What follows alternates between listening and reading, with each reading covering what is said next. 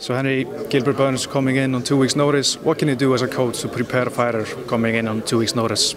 I think the good thing with Gilbert is that he's always in the gym, and he was working, training for a big BJJ tournament that's coming up. And I think my philosophy is that you're not a part-time fighter. Yeah, you need to be in the gym always. It's nice when people talk about training camps, 6 weeks, 8 weeks. But for me, training camps start when they start coming in your gym as little boys. Of course, at a professional level, after a fight, you take maybe a week or two off. But we have a lot of people in the gym, so we like to help each other out every time. So. And again, I set him as an example to everybody in my gym that you always need to be ready to get an opportunity to fight great guys. You know, this is for him is not a lose situation. You fight a great fighter like Gunnar, and in 2 weeks you can make good money. I mean, that's your work. You're not part-time.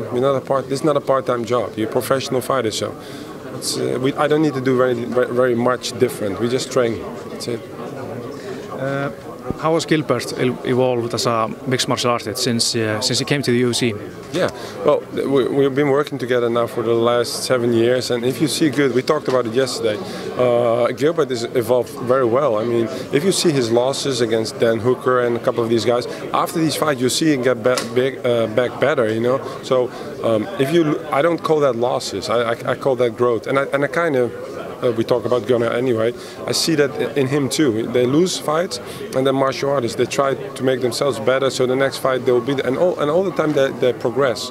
And it's all about learning. At the end of the day, for me as a trainer, I'm not fighting, and I'm not fighting for the money. For me, it's just a progress for a martial artist to see them grow. And the only way you can do it is in competition. So sometimes you take a loss, and you need to learn from that. People that don't learn from that, then I call it a loss. But Gilbert's losses were all wins at the end, because you see where it brought him now. He's finally at his weight class. I think his weight class is really good for him, because 155 was a big guard. He's a big boy, and he's now 31 years old, so it's time to move up. So yeah, I see him progress, and I think everybody else sees it too.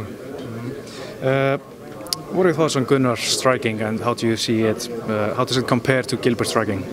I think both of them are grapplers, of course. Gunnar has a little different style, because he has the karate kind of movements, but I think he's very strong. Mentally, he's very strong. He's a real fighter, so he's not a quitter. He's not a guy that gives up. He's very relaxed. And his striking, yeah, I think his striking is good. It's getting better too. And he worked with a gentleman now for this camp that I've known very well, George Blanco. Him and me worked together quite a while, so that's very good for him. So I think that he will be on point. And Gilbert too. Gilbert has power. You know, if you look at his highlights, he knocks people out, and they are really knocked out. So he has power at 155. I think he will be a little faster guy, but no, we don't underestimate anybody. I think. At that level, all these guys are strong and fast. And again, what I like about Gunnar is that he's really relaxed. You need to be calm. You need to have no emotions. Not only for the outside, the people, but inside you can see it's not a show. He is just really relaxed. So that's dangerous. His mind is very clear. So, but I think it will be a good matchup. Two grapplers, but maybe they're going to stand and bang. You never know, you know. Do you think they will go to the ground? I think most of the time it happens when two grapplers fight each other, they start just fighting stand-up. But I think maybe they want to try each other out a little bit, because they never really did it in the competition.